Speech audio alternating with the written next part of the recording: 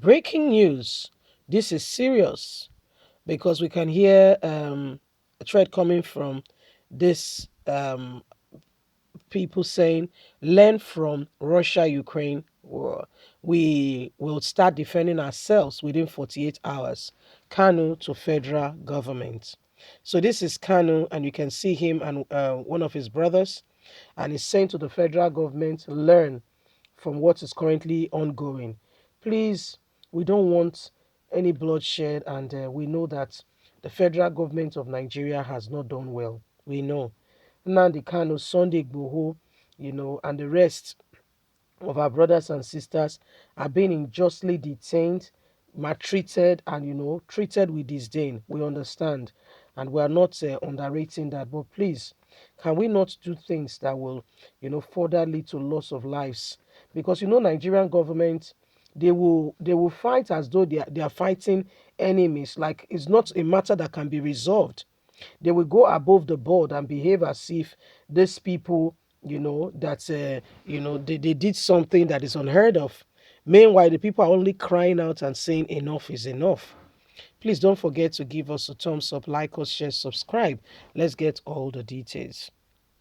Learn from Russia-Ukraine war. We will start defending ourselves within 48 hours. Kanu to federal government. Kanu, brother, one of his brothers, the brother to Nnamdi Kanu, leader of the indigenous people of Biafra, IPOB, has said that Nigerian government should learn from what is going on between Russia and Ukraine. Kanu warned that men would take to the streets and defend themselves if the federal government continue its agitation and aggression in the southeast. In a tweet, the brother to IPOB leader noted that they would begin to defend themselves within the next 48 hours. According to Kanu, dear at Nigerian government, let it be clear that 2022 is not 1967. Take a lesson from the Russia-Ukraine issue. If you continue with the aggression in Biafra land, men will take to the streets of Biafra land within 48 hours. We have to defend ourselves. So take your people and leave. His brother has been detained by the Department of State Security Services (DSS) over his agitation for Biafra. The Nigerian government has dragged Kanu to court over charges bordering on treason. The IPOB leader has been detained since June 2021 after he was unknowingly kidnapped to Nigeria from Kenya. The matter still remains as federal government of Nigeria is unable to answer the question, where did they get Nnamdi Kanu from? As there are no clear court indications as to where Nnamdi Kanu was taken from. The federal government has remained mute on that angle and has not said anything particular. The federal government has since been quiet as though Nnamdi Kanu was it was not officially extradited to Nigeria, which should be the case. Only God knows how he got to Nigeria. Only God sincerely, really, really knows. We don't know that. We don't know. Nigerians have kept on asking and asking again and again. Okay? How did they get here? How did Nnamdi Kanu get here?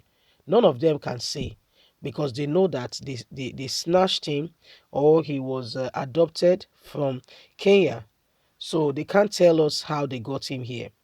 If they have been transparent, if they have been honest, if they have been sincerity, then they'll be able to tell us, oh no, this is documentation. Remember the Kenya ambassador that was to come and testify on Nnamdi Kanu's case?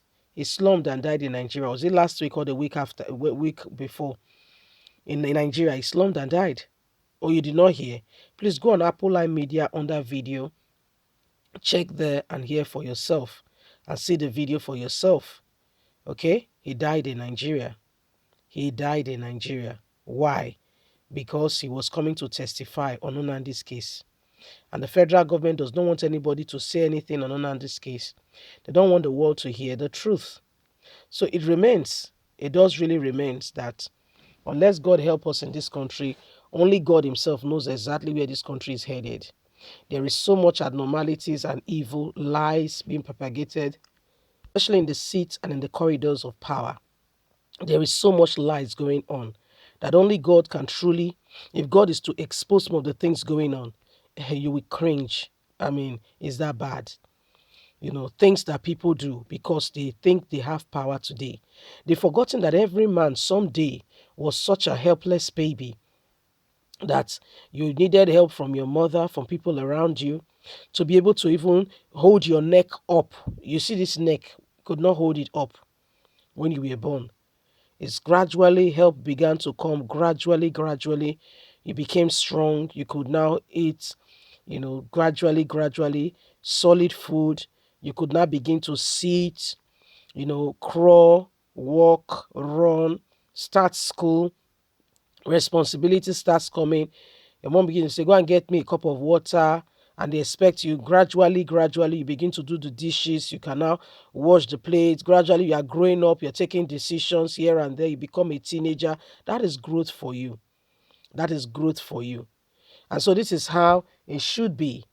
Okay?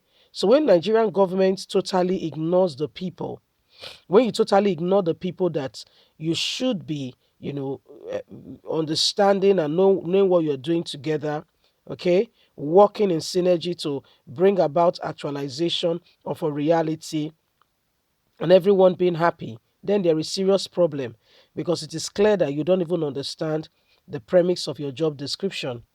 It's clear that you don't even know what you are into, okay, and all that is around that tangent. It's clear that you don't understand it. And if you don't understand the thing, when the purpose of a thing is not known, guess what? Abuse is inevitable. Abuse is inevitable. So this is what is happening, my wonderful people. This is part of what is going on. And the truth of it is that we must clearly, again, I repeat, we must clearly, okay, give out the real information so that there can be peace. Because if people take to the streets and, I can tell you it's going to lead to more bloodshed, and we don't want that. I believe you and I don't want that. Please, let us, Nigerian government, can you listen to the people and stop being a government without an ear? It doesn't go down well for anybody, like anybody, seriously. If you want to be a government for the people, then you have to listen to the people. Leave us a comment. God bless you. Have a lovely and a fantastic day. Remember, you have a voice. Let it count. God bless. Bye for now.